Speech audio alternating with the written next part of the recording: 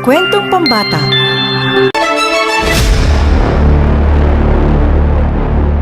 Magandang araw mga bata! Ang paksa ng kwentong babasahin ngayong araw ni Teacher Lai ay pinamagatang Si Ina, Ang Aking Bayan. Sa orihinal na likha ni Binpini Lailin Geronimo at iginuhit ni Ginoong Leonel Geronimo.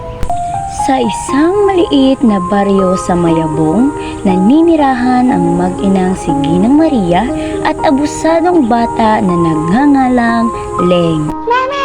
Paulit-ulit na lang ang ulam na ito! Nandidiri ni Leng na may kasamang pagdadabog na siyang ikinagulat ng ina.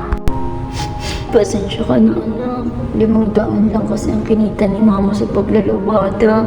Pagtiisan mo na muna ha. Emosyonal na tinig ng ina na hindi naman pinakinggan ni Leng, bagkus ay umalis pa ito sa hapag. Kumayod ng matindi ang kaniyang ina upang mabigyan siya ng magarang buhay. Lubos itong ikinatuwa ng batang si Leng nang wala man lang pag-aalala sa kalagayan ng kaniyang ina. Mama!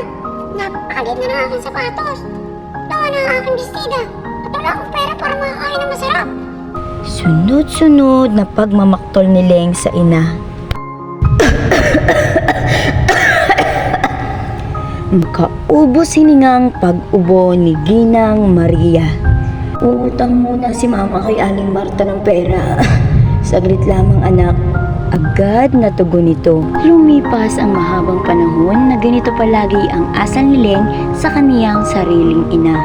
Hindi niya namamalayan na habang siya ay humihiga sa sariling luho, ang kaniyang ina ay unti-unti na ding rumaratay sa banig ng karamdaman. Isang araw, maagang kumilos si Leng para maghanda sa kaniyang pagpasok. Mama! Mama! Asan ang aking masarap na pagkain? Bakit wala pa kayo nakain? Pagdabog na tanong nito. Mas nilaksan pa niya ang sigaw nang hindi sumasagot ang kaniyang ina. Sa huling punto, si Leng ay kinutuban dahil sa katahimikan mula sa kabilang silid. Lumuluhang sigaw ni Leng nang makalapit sa ina na walang malay sa higaan.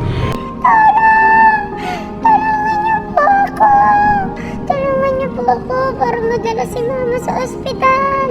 Makalipas ang kaniyang emosyonal na pakiusap, ay agad namang rumisponde ang mga kapitbahay at naagapan ang pagsugod nito sa pinakamalapit na paggamutan. Dok, kamusta na po ang aking mama? Awang tanong ng batang si Leng. Iha, ang iyong mama ay nasobrahan sa pagod. Kung hindi siya magpapahinga sa mabibigat na gawain at hindi maaagapan ang gamot na reseta namin, ay magiging malubha ang kaniyang karamdaman. Paliwanag ng doktor. Mama, patawarin niyo po ako sa aking pagiging abusado. Nang makita ko po na wala na kayong malay, akala ko po ay mawawalan na ako ng ina na tagapagligtas sa lahat. Dahil po doon, natutunan ko po na mas mahalin ka kaysa ang mga luho ko. Mama, ikaw ang buhay na bayani ko. Emosyonal na tinig ni Leng na ikinatuwa ng kaniyang ina at niyakap siya nito. Habang mahina ang katawan ni Ginang Maria, ay si Leng ang pumalit sa kaniyang posisyon. Sa murang edad, ay natutunan niya na magbalik aruga sa kaniyang sariling ina, lalo na sa oras ng pangangailangan. Hindi na rin ito katulad dati na abusado.